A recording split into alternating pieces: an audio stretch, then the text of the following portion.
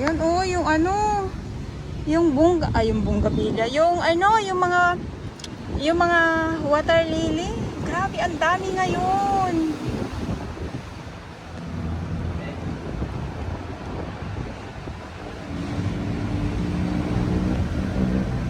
Good afternoon. So, andito tayo ngayon sa may Esplanade, dito sa may likod ng Manila City Hall. Grabe, asaan yung mga tao? Biglang nalusaw yung mga tao, yung mga namamasyal dito. At ngayon ay June 12, 2024. Araw ng Kalayaan. Ang ganda ng bulaklak.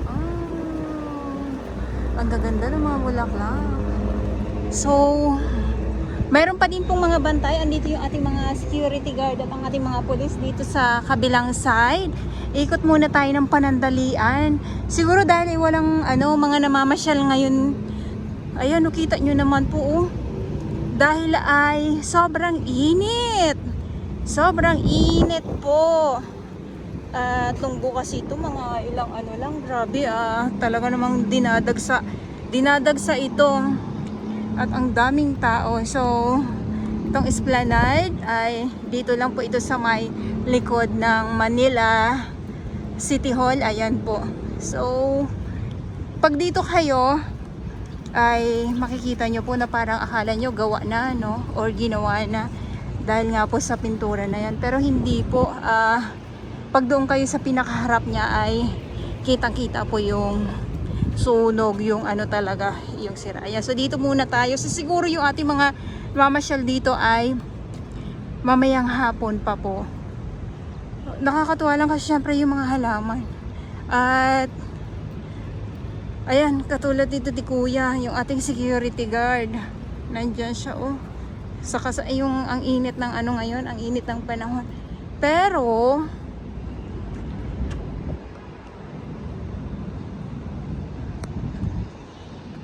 hello naman. So eto, Esplanade dito sa Pasig River. At grabe yung mga water lily. Ayan, oh. Samot-saring mga basura na naman po. Ayan. So ito na naman po ang bubulaga sa atin, lalo na dahil ay panahon ng tagbagyo. Yes, panahon ng tagbagyo at talaga naman lagi na lang, so hindi talaga maiwasan itong mga basura na nakikita natin taon-taon. Ganito po, no, yung mga nakikita nating mga basura. So ayan naman po yung MacArthur Bridge. Ayan, and dito naman sa kabila, so wait lang po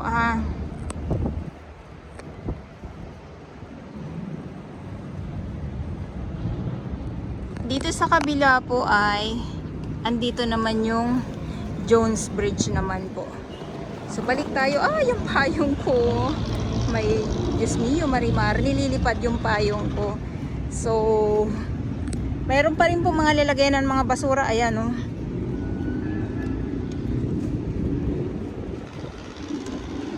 Lumilipas talaga ang katotohanan. Lumilipas talaga ang katotohanan. So yun.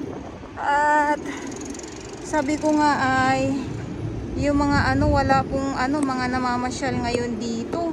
Dahil siguro mamayang hapon mas madami. Ganda. Ang ganda pa rin.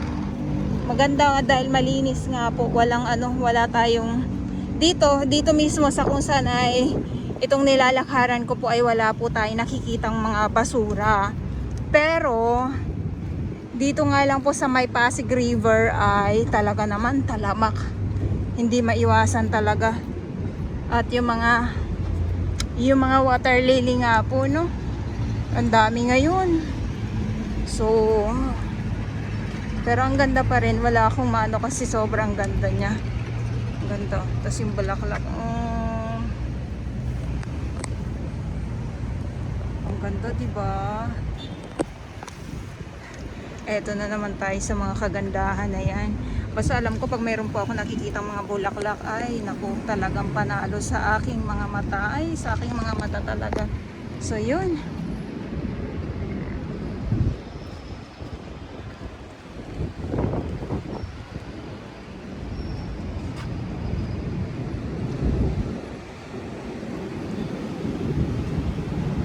Nakatuwa yung mga flowers. Ito yung Jones Bridge. Siyempre yung ating bulaklak. Ayan, oh. Dito tayo sa mga bulaklak. Ang ganda.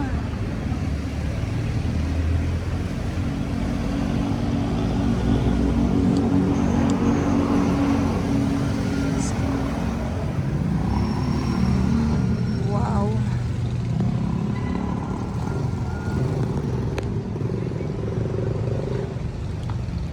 Ang ganda. So, dito sa kabila ay bawal. Bawal na bumaba na sa...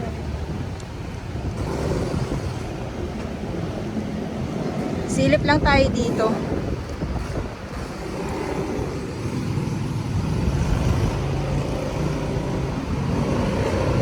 Alam nyo ba dati, bago ito naging ganito, ay ano ito, tirahan ito dito ng mga ano. At dito may mga eksenang mga talunan pa dyan sa kabila. Ganda. Ay, mga flowers. Ito na lang tayo sa mga flowers na yan. Yan o. Ganda. So may bantay yung ating mga polis. At ginagawa pa, hindi pa din siya tapos. So nandito tayo mismo na sa Jones Bridge. At hindi na tayo makatawid sa ngayon gawa ng hindi pa siya tapos. Ayan. Kinukaran ko lang yung mga flowers.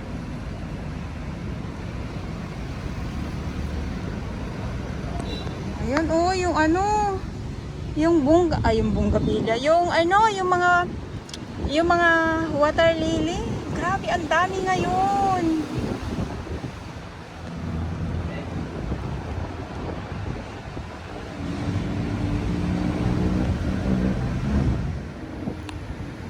Pero ang mas okay dito kasi meron tayong parang kumbaga sa Manila Bay, meron tayong trash boom. Ito naman meron naman kumbaga pangharang. Ayan. So ano pa 'to tawag? Basta ganun yung parang pangharang nga po din sa sa basura. So pag ganito ay madali din siyang ma-harvest or makuha dito kasi nga nandiyan lang siya sa isang lugar. So hindi na lalayo. Ayan. So aabangan natin kasi yung dito sa may kabila naman, ito yung phase 2 naman na ginagawa hanggang doon ay hindi pa din po tapos. So abangan natin na pag matapos yan, ayan, bongga na naman. Bongga na naman. Ayan, oh. So ilalim ito ng Jones Bridge po na kung saan ay dati ay maraming mga bahay-bahay dito sa may ilalim. Sa may ilalim dito, pakita ko lang po sa inyo. Sa may ilalim ng tulay na kung saan ay talaga naman, grabe ang dami yung ginawang bahay, yung ilalim ng tulay nitong Jones Bridge nga po. So dito naman po yan, pakita ko lang sa inyo, ayan, nandyan.